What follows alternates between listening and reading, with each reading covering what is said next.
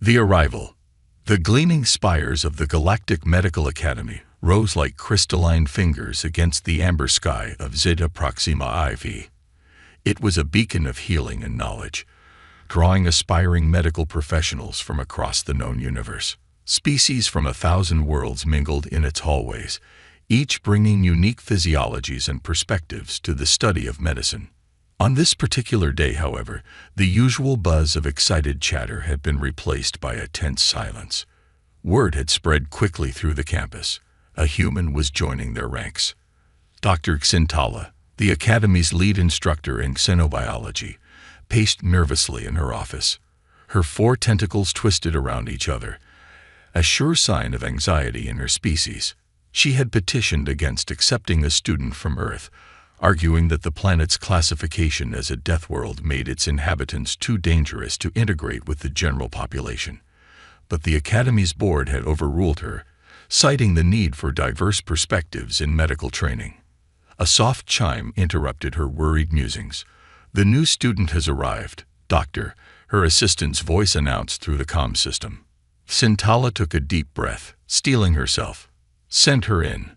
The door slid open with a soft hiss, revealing a figure that seemed utterly out of place in the sleek, advanced surroundings of the Academy. The human stood there, a backpack slung over one shoulder, wearing what appeared to be a simple jacket and pants combination. Her skin was a warm brown, her hair a mass of tight curls pulled back into a practical bun. "Dr. Xintala?" the human asked, her voice surprisingly soft. "I'm Maya Chen. It's an honor to meet you." Xintala blinked her large, compound eyes. She had expected. Well, she wasn't sure what she had expected. Something more imposing, perhaps, more obviously dangerous. This human looked so normal. "Yes, welcome, Student Chen," Xintala managed, gesturing with one tentacle for Maya to enter. "I trust your journey was uneventful." Maya stepped into the office, her eyes widening as she took in the alien decor. Oh, it was fascinating. I've never been on a long-distance space flight before. The way the ship's medical bay was set up to handle multiple species was incredible. Xintala relaxed slightly. At least the human seemed genuinely interested in xenomedicine. "I'm glad you found it educational. Now, regarding your placement here." A sudden, ear-splitting alarm cut through the air, causing Xintala to flinch violently. Maya, however, simply cocked her head, listening intently. "Is that the fire alarm?" she asked calmly. Before Xintala could respond, the floor beneath them shuddered. The lights flickered, then went out entirely, plunging the office into darkness. Emergency lighting kicked in a moment later, bathing everything in an eerie red glow. Xintala's tentacles lashed about in panic. "By the cosmic egg. What's happening?" Maya was already moving, her backpack hitting the floor as she strode to the door. "Sounds like an explosion. We should evacuate." She paused, looking back at the still-frozen Xintala. "Doctor, are you all right?" Xintala struggled to regain her composure. This human, faced with a potentially life-threatening situation, seemed utterly unfazed. It was unsettling. Yes, of course. We should, yes, evacuate." As they stepped into the hallway, chaos greeted them. Students of various species were running in all directions, some crying out in languages Maya's universal translator couldn't quite keep up with. The acrid smell of smoke filled the air. Maya's expression hardened, a look of determination settling over her features. "Doctor, do you know where the nearest emergency station is? We might need supplies." Xintala blinked, struggling to think clearly through her rising panic. Yes. 2 corridors down on the left."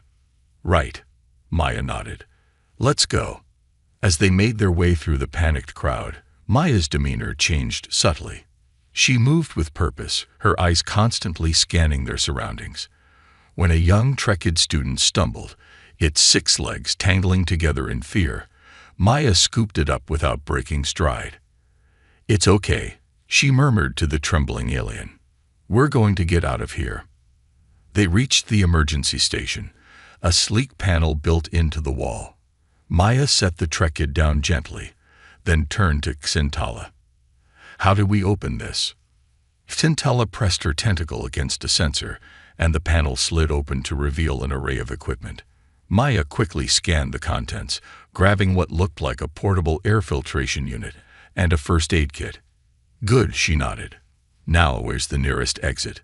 Before Xintala could answer, another explosion rocked the building. This one was closer, and the floor beneath them buckled. Maya reacted instantly, grabbing Xintala and the Trekid student and pulling them away from a section of ceiling that came crashing down. As the dust settled, Maya looked at the now blocked corridor ahead of them. "Okay, change of plans. Is there another way out?" Xintala, her tentacles wrapped protectively around herself, nodded shakily. The auxiliary labs. They have their own emergency exits, but they're on the other side of that. She gestured at the pile of debris. Maya's eyes narrowed as she assessed the situation. "All right, we'll find another way around. Can you carry the little one?" she asked, nodding to the Trekid. Xintala nodded, gently wrapping her tentacles around the small alien. Maya smiled reassuringly at them both. "Good. Stay close to me, okay?" As they made their way through the smoke-filled corridors, Xintala found herself marveling at the human's composure. Maya moved with confidence, constantly checking on both Xintala and the Trekid, offering words of encouragement. When they encountered other panicked students, Maya calmly directed them towards safety. They were nearing the auxiliary labs when a group of Vexteri students came running towards them, their crystalline bodies glowing with stress. "Fire!" one of them shouted. "The lab is on fire." Maya's expression tightened. "Is anyone still in there?" The Vexteri looked at each other uncertainly. We don't know. We just ran." For the first time since the crisis began, Maya showed a flicker of emotion. Disappointment. But it was gone in an instant, replaced by resolve. "Okay, you all head that way." She pointed back the way they had come. "There's an emergency station 2 corridors down. Get supplies and keep moving towards the main exit." As the Vexteri hurried away, Maya turned to Xintala. "Doctor, I need you to take care of our little friend here and coordinate the evacuation. I'm going to check the lab." Xintala's eyes widened in shock. But the fire, it's too dangerous." Maya was already pulling the air filtration unit over her head. "Someone might need help. I'll be careful, I promise." She flashed a quick smile. "Deathworlder, remember, we're tougher than we look." Before Xintala could protest further, Maya was gone, disappearing into the smoke-filled corridor ahead. The doctor stood there, cradling the Trekid student, torn between her fear and her growing admiration for this strange, brave human. Minutes ticked by, feeling like hours. Xintala managed to guide several more groups of students towards safety, all the while watching the corridor anxiously for any sign of Maya's return. Just as Xintala was considering going after her, Maya emerged from the smoke. She was supporting a limping collection student, its gelatinous body partially solidified from the heat. "Doctor," Maya called out, her voice hoarse from the smoke. "We need to get them to a cool environment fast. Their outer membrane is starting to crystallize." Xintala snapped out of her stupor, her medical training kicking in. "Yes, of course. The hydroponics lab is nearby. It has climate controls." They made their way to the lab, Maya never once complaining about the weight of the collection student. Once inside, Xintala quickly adjusted the room's temperature and humidity. As they settled the collection into a makeshift cooling bath, Maya finally allowed herself a moment to catch her breath. She looked up at Xintala, a weary smile on her soot-streaked face. "So, Doc, still think humans are too dangerous to have around?" Xintala found herself laughing, a sound of relief and newfound respect. "Student Chen, I believe I may have to revise my opinion on Deathworlders." Maya's smile widened. "Call me Maya. I have a feeling we're going to be good friends." As the sounds of emergency responders finally reached them, Sintala realized that this Maya, had not only survived her first day at the Galactic Medical Academy, but had probably saved several lives in the process. It was clear that Maya Chen was going to change more than just the curriculum at this institution. The Galactic Medical Academy, and perhaps the galaxy itself, would never be quite the same again. The first lesson. 2 weeks had passed since the incident that marked Maya Chen's dramatic arrival at the Galactic Medical Academy. The cause of the explosions had been traced to a faulty power coupling in one of the experimental labs, and repairs were well underway. But the real lasting impact wasn't on the building. It was on the Academy's inhabitants. Word of Maya's actions during the crisis had spread quickly. The human who had fearlessly entered a burning lab to save a student was now the subject of both fascination and trepidation among her peers.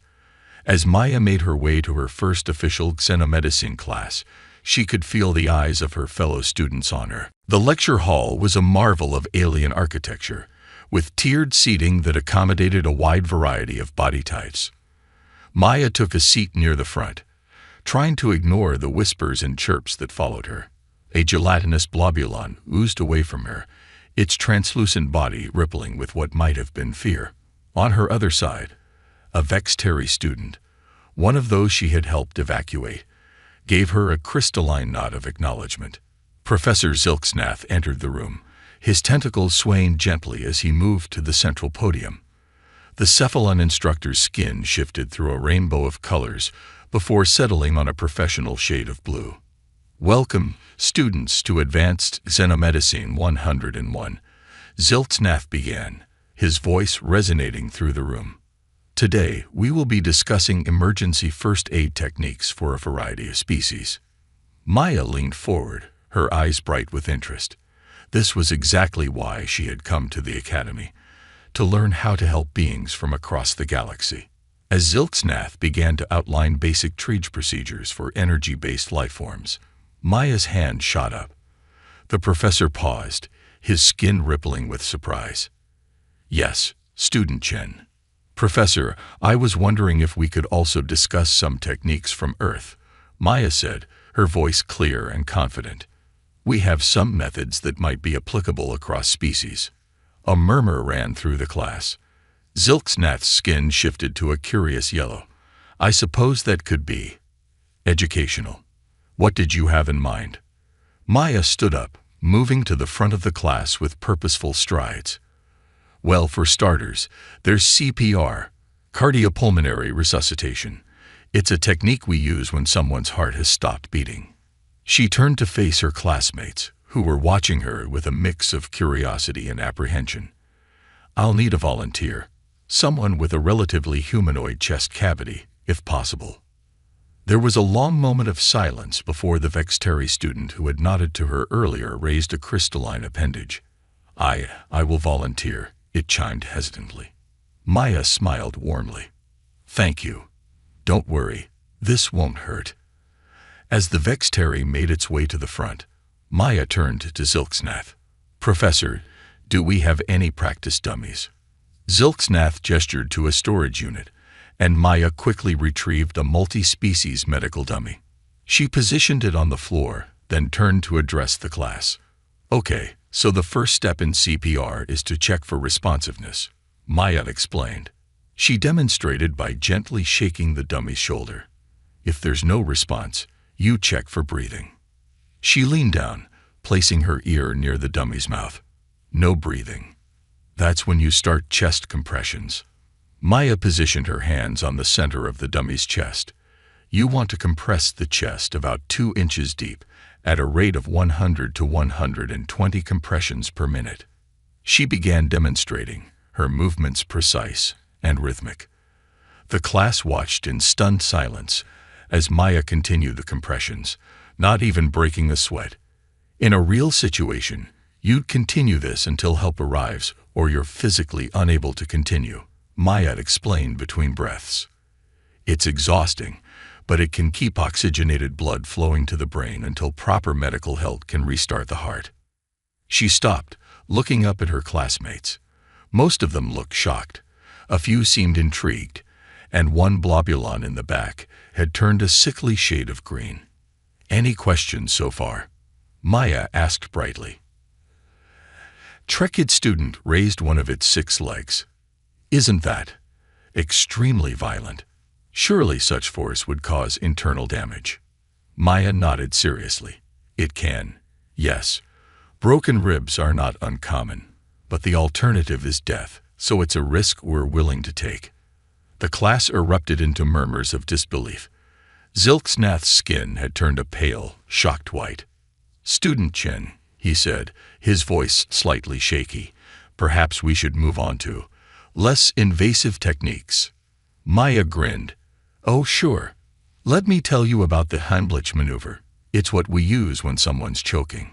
She turned to the Vexteri volunteer. "May I demonstrate on you? I promise I won't use full force." The Vexteri hesitated, its crystalline body glinting nervously in the classroom lights. Finally, it nodded.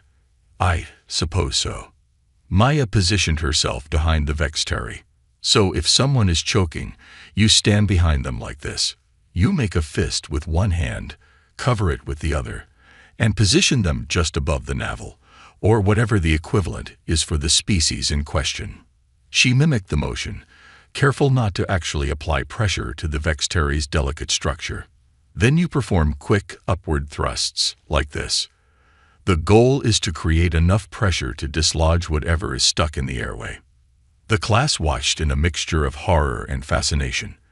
A Quillexian student in the front row had started to solidify from stress. "Of course," Maya continued, oblivious to the growing tension in the room, "if that doesn't work, and the person loses consciousness, you move on to CPR. Sometimes, the force of the chest compressions can dislodge the obstruction." She patted the Vexteri on the back, thanking it for its help. The crystalline being made its way back to its seat, moving somewhat stiffly. "Now let's talk about dealing with severe bleeding," Maya said, her enthusiasm undimmed. "Direct pressure is key, but if that's not enough, you might need to use a tourniquet." She grabbed a piece of fabric from her bag. "In an emergency, you can use any strong, flexible material. You tie it tightly above the wound, cutting off blood flow to the area." Maya demonstrated on her own arm, cinching the fabric tight. "It's extremely painful for the patient, and you risk tissue damage if it's left on too long. But again, it's better than bleeding out." By this point, several students had excused themselves from the class. Those who remained were watching Maya with a mix of horror and grudging respect. Zilksnath, his skin now a mottled pattern of stressed colors, finally intervened. "Thank you, Student Chen, for that illuminating presentation. Perhaps we should return to our standard curriculum now." Maya nodded, seemingly unaware of the impact her demonstration had had on the class. "Of course, Professor, but I haven't even gotten to the really interesting stuff yet. Wait until you hear about field tracheotomies." The professor's skin blanched to an almost translucent white. "That won't be necessary, Student Chen. Please, take your seat." As Maya returned to her place, the remaining students gave her a wide berth. The Vexteri who had volunteered was now emitting a low, continuous chime that might have been a sign of distress. Zilksnath took a moment to compose himself, his skin slowly returning to its normal blue hue. "Well, class," he said, his voice only slightly shaky, "I believe we've all learned something unexpected today. Let us return to our discussion of energy-based lifeform triage." As the professor resumed his lecture, Maya sat attentively, taking notes. She couldn't help but notice that her fellow students kept shooting her nervous glances. The blobulon next to her had inched even further away, leaving a noticeable gap. Maya sighed inwardly. She had hoped that sharing some Earth medical techniques would help bridge the gap between her and her classmates. Instead, it seemed she had only reinforced their perception of humans as dangerous, violence-prone beings. But as she looked around the room, she noticed something else. The Vexteri who had volunteered was watching her with what seemed to be curiosity rather than fear. A Trekid in the back row was furiously taking notes on her demonstration, And even the professor, despite his obvious discomfort, kept glancing her way with a thoughtful expression. Maya allowed herself a small smile. It wasn't the reaction she had hoped for, but it was a start. They might see her methods as extreme, even barbaric, but they couldn't deny their effectiveness. And in time, maybe they would come to understand that sometimes extreme methods were necessary when dealing with the extremes of life and death. As the class continued, Maya resolved to find a way to bridge this gap. She would show her alien classmates that humans weren't just Deathworlders. They were survivors, innovators, and above all, healers. It would take time, and probably quite a few more shocking demonstrations, but Maya Chen was nothing if not persistent. The galaxy might not be ready for human medical techniques, but Maya was determined to show them why they needed them. One CPR demonstration at a time. The unexpected crisis. The weeks following Maya's controversial first aid demonstration had been tense. While some students had begun to show cautious interest in human medical techniques, others still gave her a wide berth in the hallways. Maya tried not to let it bother her, focusing instead on her studies and on building relationships with the few classmates who seemed open to her presence. It was during a routine xenobiology lab that everything changed. The class was studying the cellular structure of various alien species, each student paired with a partner from a different world. Maya found herself working with Zix-427, the Vexteri student who had volunteered during her CPR demonstration. "Pass me the molecular scanner, please," Maya said, her eyes fixed on the sample under her microscope. Zix-427's crystalline appendage extended, handing her the device with a soft chime. "Your cellular structure is fascinating," Zix-427 commented, its body glinting with what Maya had come to recognize as curiosity. "So fragile, yet so resilient." Maya grinned. "That's humans for you. We're full of contradictions." Their conversation was interrupted by a sudden commotion from across the lab. A collection student had collapsed, its gelatinous body rapidly solidifying. Professor Lornfall, a towering arboreal overseeing the class, rushed over. "What happened?" he demanded, his bark-like skin rustling with concern. The collection's lab partner, a nervous Trekid, stammered out a response. "We were analyzing the sample when Blorp just started to harden." Maya was already moving, her mind racing through possible causes. "Professor," she called out, "what was in that sample?" Lornfall checked the lab station. Cellular material from a pyroclastic entity. Completely inert, of course. Maya's eyes widened. Inert for most species, maybe. But collections are highly sensitive to thermal changes. Even a small amount of residual heat could trigger a solidification response. She knelt beside the stricken collection, whose body was now almost completely rigid. "We need to cool them down fast. Professor, is there a cryo unit in the lab?" Lornfall nodded, pointing to a storage unit. "Yes, but it's designed for sample preservation, not medical use." "It'll have to do," Maya said grimly. She turned to the class, who were watching the scene with a mix of horror and fascination. "I need volunteers. This is going to be dangerous, and I can't order anyone to help." There was a moment of hesitation. Then Zix-427 stepped forward, its crystalline body chiming with determination. "I will assist," it declared. To Maya's surprise, several other students joined them. The Trekid partner, a Blobulon who had once oozed away from her in fear, and even a hesitant Vexteri. "Okay," Maya said, her voice steady despite the urgency of the situation. "Here's the plan. We need to get Blorp into the cryo unit, but we have to be careful. If we cool them too quickly, the outer layers might shatter." She turned to the Blobulon. "You're temperature resistant, right? I need you to envelop Blorp, act as a buffer. Can you do that?" The Blobulon pulsed an affirmative, sliding over to surround the solidifying collection. "Zix-427, you and the other Vexteri will help carry them. Your crystalline structure should provide some insulation." Maya looked at the Trekid. "I need you to operate the cryo unit. Set it to its lowest setting, and be ready to adjust on my command. As the impromptu team moved into action, Professor Lornful watched in amazement. This human student had taken charge of a crisis that would have baffled most seasoned medical professionals. Maya supervised the careful transfer of the Quillexian-Blobulon combination into the cryo unit. Slowly, she cautioned.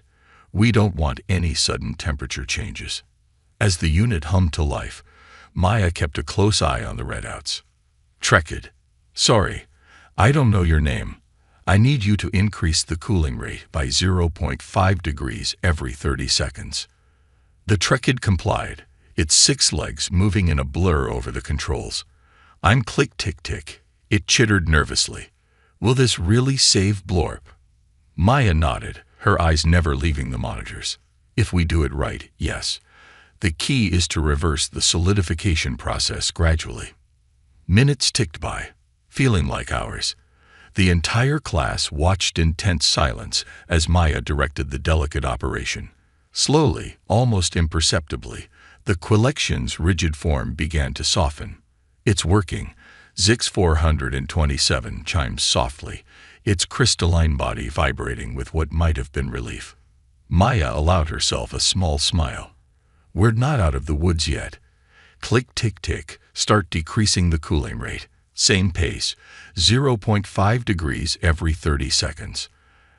As they carefully brought the Quillexian's temperature back up, Maya turned to Professor Lornful. We should contact the medical bay. Blorp will need professional care and monitoring once we've stabilized them.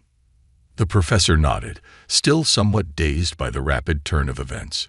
He moved to the communication panel, barking out a request for emergency medical assistance. Finally, after what seemed like an eternity, the Quillexian's body had returned to its normal, gently undulating state. As the medical team arrived to take over, Maya sagged against a nearby lab station, the adrenaline rush finally wearing off. That was intense. Click-tick-tick chittered, all 6 of its legs trembling slightly. You did great, Maya assured the Trekid. All of you did. Teamwork like that. It's what being a doctor is all about. Zix 427 approached Maya, its crystalline form glinting with what she had come to recognize as admiration. Your quick thinking saved Blorp's life, it chimed. I believe I understand now why your species' medical techniques are so extreme. Maya nodded, feeling the wave of exhaustion wash over her. When you evolve on a world that's constantly trying to kill you, you learn to take decisive action. Sometimes, gentle just doesn't cut it. The Blobulon who had helped oozed closer, its gelatinous body rippling in a way that Maya interpreted as nervous but curious. Is it always like this for humans? So much danger, so much excitement. Maya couldn't help but laugh. Not always, but we do tend to find ourselves in high-stakes situations more often than we'd like. Professor Lornthal approached the group, his bark-like skin rustling with what might have been embarrassment. Student Chen, he began. I must commend you on your actions today. Your quick thinking and unorthodox methods likely saved student Blorp's life. Maya straightened up, meeting the professor's gaze. Thank you, sir, but I couldn't have done it without everyone's help. This was a team effort. Lornful nodded slowly. Indeed. Perhaps we have been too quick to dismiss human medical techniques as primitive or unnecessarily aggressive. There may be much we can learn from your species' approach to crisis management. As the professor moved away to oversee the cleanup of the lab, Maya found herself surrounded by her classmates. The fear and apprehension that had defined their interactions for weeks seemed to have melted away, replaced by a newfound respect and curiosity. Click-tick-tick chittered excitedly.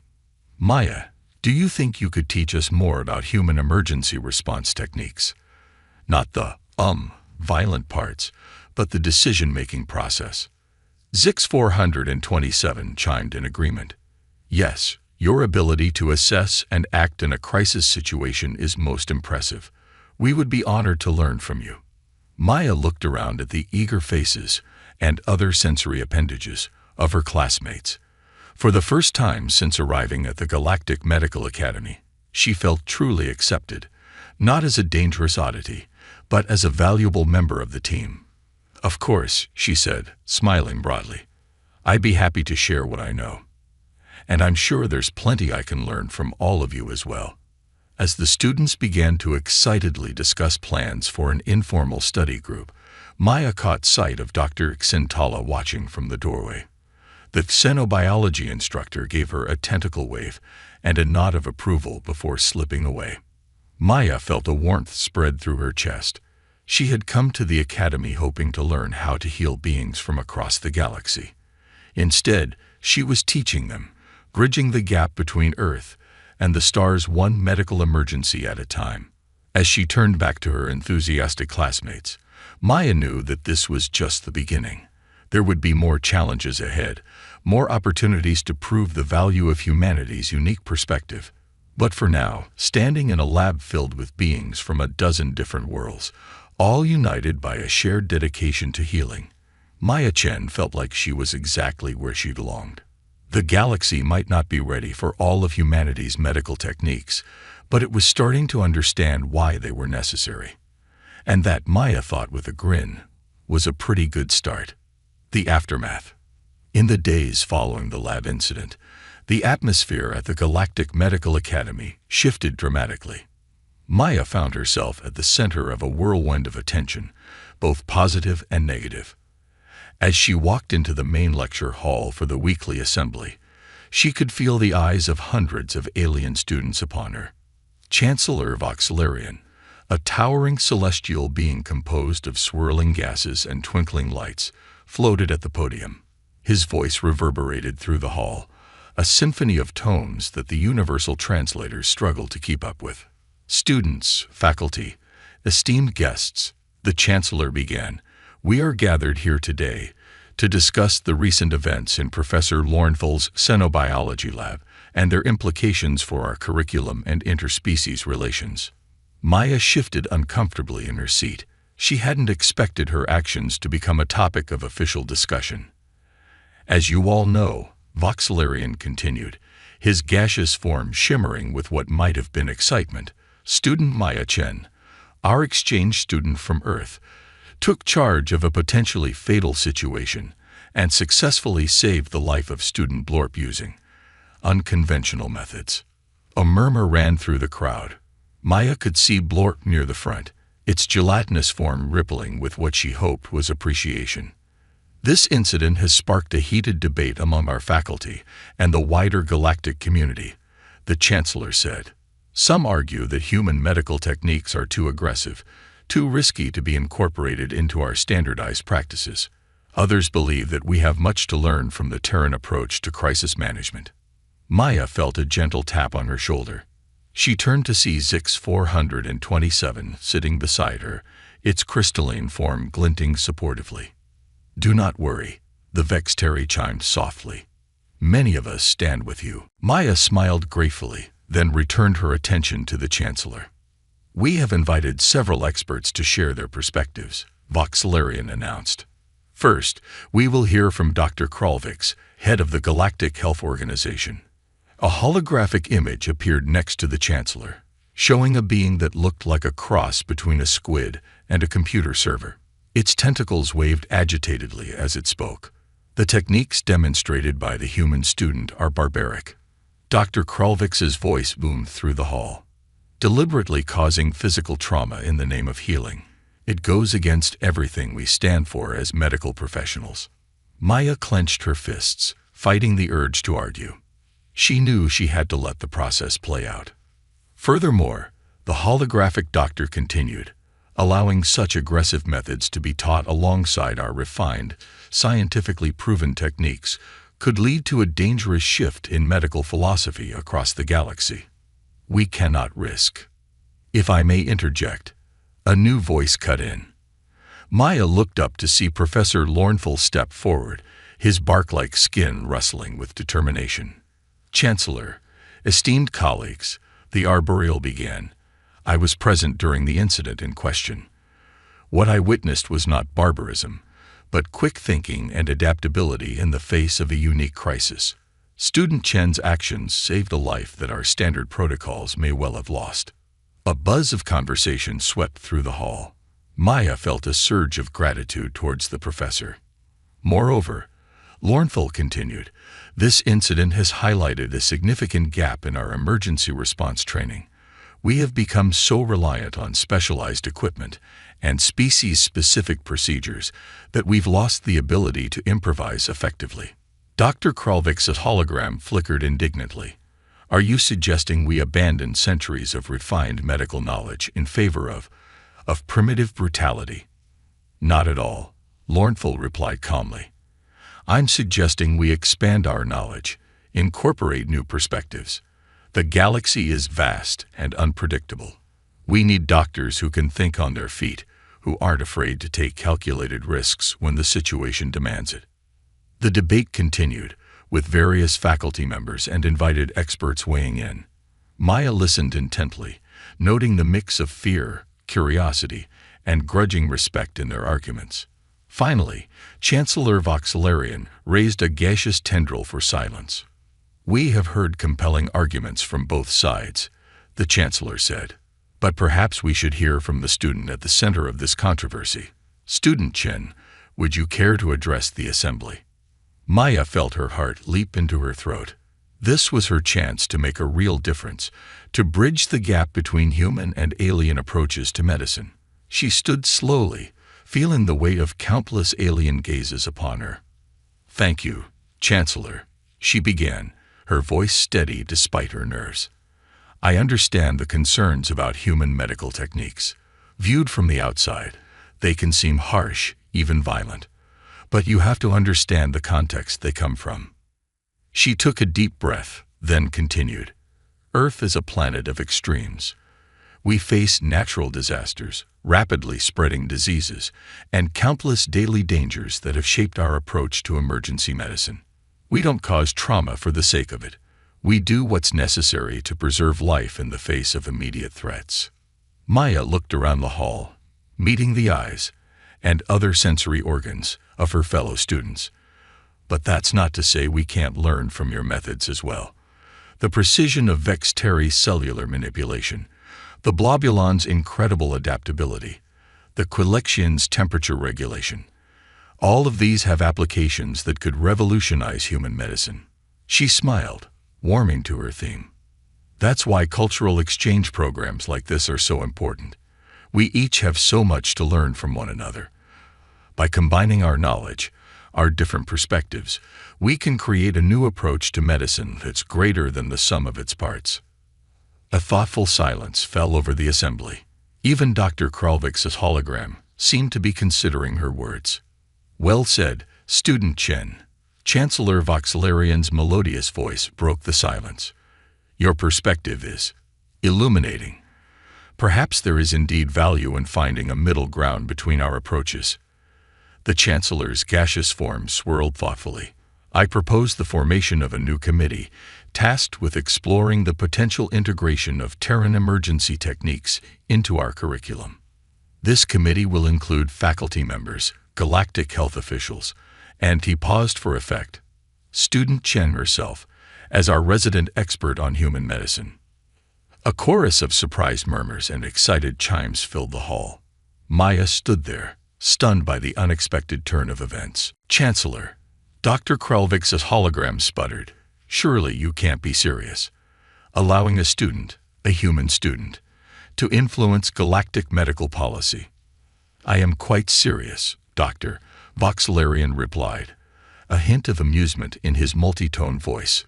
If we are to truly understand and potentially adopt these techniques, we need insight from their source.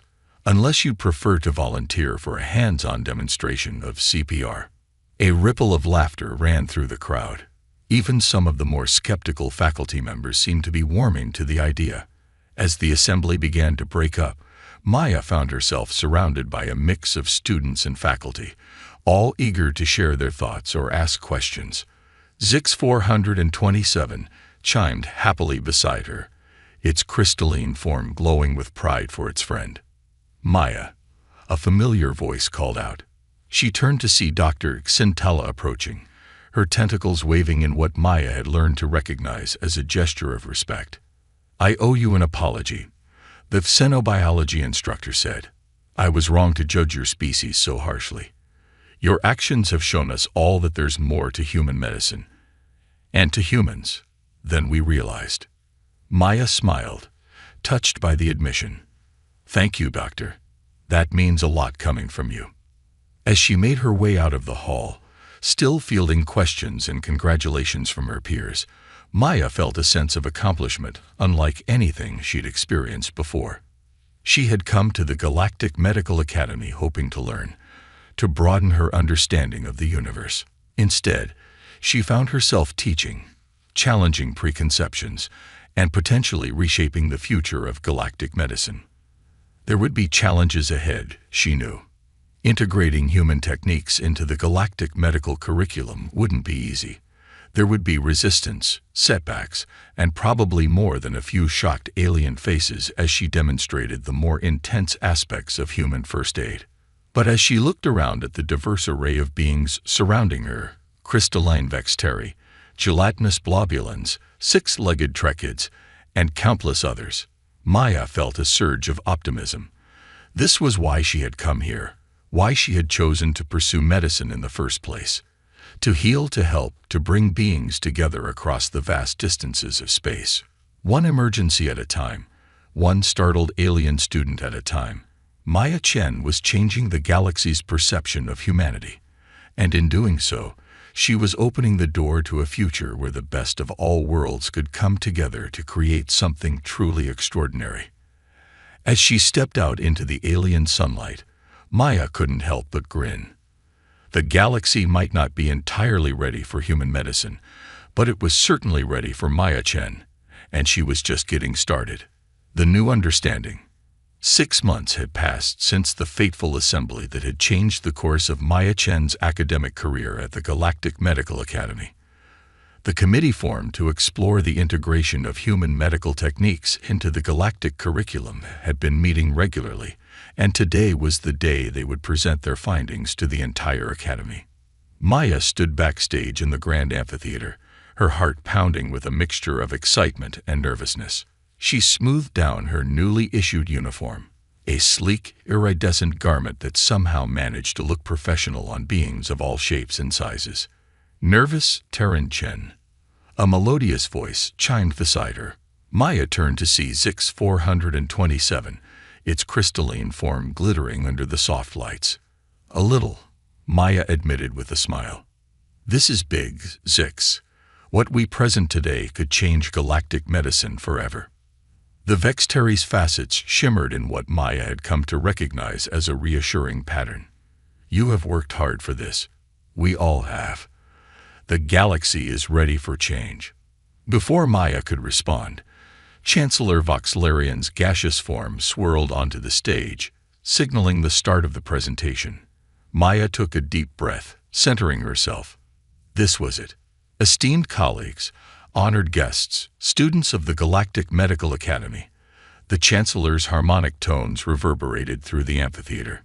Today, we stand at the cusp of a new era in intergalactic medicine. The Committee for Human Medical Integration is ready to present its findings and recommendations. Maya stepped onto the stage, flanked by her fellow committee members, a diverse group including Dr. Xintala, Professor Lornthal, and even a holographic representation of Dr. Kralvix, who had eventually come around to the idea. Over the past 6 months, Maya began, her voice steady and clear. We have rigorously tested, analyzed, and adapted various human medical techniques for use across a wide range of species. What we've discovered is nothing short of revolutionary. She gestured, and a holographic display sprang to life behind her, showing a 3-dimensional model of a collection. Take, for example, the technique of CPR, Maya continued. We've developed a modified version that works on gelatinous species like the collections. By using rhythmic vibrations instead of compressions, we can stimulate their circulation without risking structural damage. The hologram demonstrated the technique, showing waves of energy pulsing through the collection's body. A murmur of interest rippled through the audience. For crystalline beings like the Vextari, Maya went on, as the hologram shifted to show one of Zix's 427 species, we've adapted the Heimlich maneuver. Using precisely calibrated sonic pulses, we can dislodge obstructions without risking fractures to their delicate structures. Dr. Xintala stepped forward, her tentacles waving excitedly. But it goes beyond just adapting human techniques, she added. By combining Terran approaches with our existing methods, we've developed entirely new procedures. The xenobiologist gestured to the hologram, which now showed a swirling, nebulous form that Maya recognized as a celestial being like Chancellor Voxlarian. For gaseous species, Dr. Xintala explained, we've created a technique that combines elements of human defibrillation with globulin encapsulation therapy. This allows us to stabilize their molecular structure during extreme distress, preventing dissipation. As the presentation continued, Maya could see the audience's reactions shifting from skepticism to genuine interest and even excitement. Even Dr. Kralvik's hologram seemed impressed, its tentacles waving in what might have been approval. Of course, Maya said, bringing the focus back to her, these new techniques require extensive training. We're not suggesting that every medical professional in the galaxy needs to become an expert in human-style emergency medicine. Rather, we're proposing a tiered system of certification. She outlined the committee's recommendation for a new crisis response specialist designation, a role that would focus on adapting and applying these high-intensity techniques in emergency situations across species lines. By creating this specialization, Maya explained, we can ensure that these more aggressive methods are used judiciously and by those properly trained to employ them safely. As the presentation drew to a close, Chancellor Voxlarian floated forward, his gaseous form shimmering with what seemed to be excitement. Thank you, committee, he said, his harmonious voice filled with approval. Your work has been truly groundbreaking. But before we open the floor for questions, I believe we have a special guest who would like to say a few words. Maya's brow furrowed in confusion. This wasn't part of the plan. She looked to her fellow committee members, but they seemed equally puzzled. A new hologram flickered to life on the stage, and Maya's jaw dropped. Standing before them, larger than life, was the unmistakable figure of the Galactic High Minister of Health. Greetings, Galactic Medical Academy. The High Minister's voice boomed through the amphitheater. I have been following the work of this committee with great interest.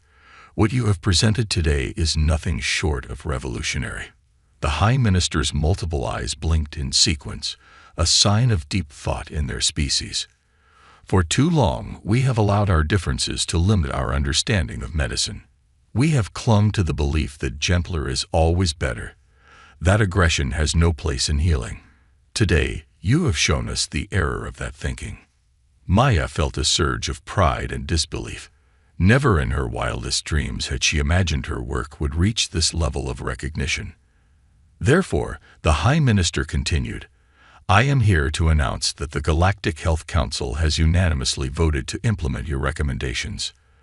The Crisis Response Specialist designation will be officially recognized across all member worlds, and your adapted techniques will be incorporated into the standard galactic medical curriculum. The amphitheater erupted in a cacophony of cheers, chirps, chimes, and various other sounds of approval from the diverse audience. Maya stood there, stunned, as her fellow committee members congratulated her and each other.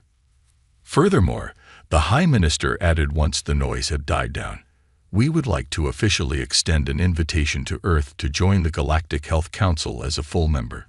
Your unique perspective and innovative approaches to medicine have proven invaluable, and we believe it's time to formalize our relationship. Maya's head spun. This was beyond anything she had ever imagined when she first arrived at the Academy. She had come here to learn, to bridge the gap between human and alien medicine.